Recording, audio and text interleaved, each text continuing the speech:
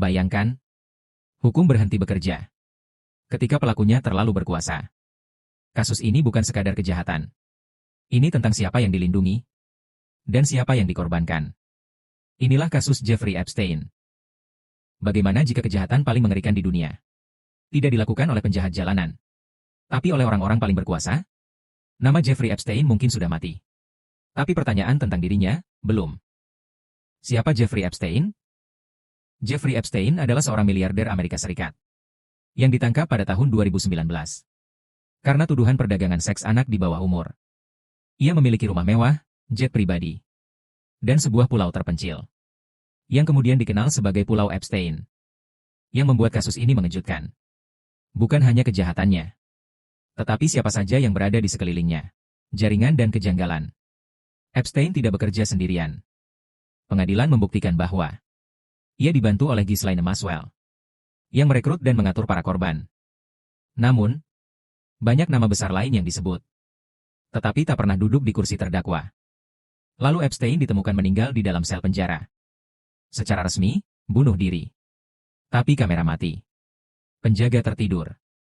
Protokol dilanggar. Dan sejak saat itu, dunia bertanya, siapa yang sebenarnya dilindungi? Kenapa dikaitkan dengan Dajjal? Dalam Islam, Dajjal adalah penipu terbesar akhir zaman. Ia digambarkan memiliki kekuasaan, harta, dan kemampuan menyesatkan manusia melalui kenikmatan dunia. Bukan berarti Epstein adalah Dajjal. Namun sebagian orang melihat kasus ini sebagai cermin fitnah zaman. Kekuasaan menutupi kejahatan. Elit lolos dari hukum. Dan yang lemah menjadi korban. Ini bukan dalil. Ini bukan tuduhan. Ini refleksi. Sikap YG benar. Islam tidak mengajarkan kita untuk mudah menuduh tanpa bukti. Tapi Islam juga mengajarkan untuk tidak menutup mata terhadap kezaliman. Fitnah Dajjal bukan hanya soal satu sosok, tapi soal sistem yang membuat kejahatan terlihat normal. Mungkin pertanyaan terpenting bukan, apakah ini Dajjal? Tapi, apakah dunia kita sedang belajar untuk membiarkan kejahatan hidup bebas?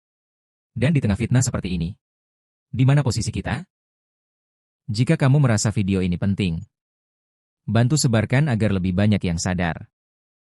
Atau, tulis pendapatmu di komentar. Tapi mari berdiskusi dengan akal dan iman.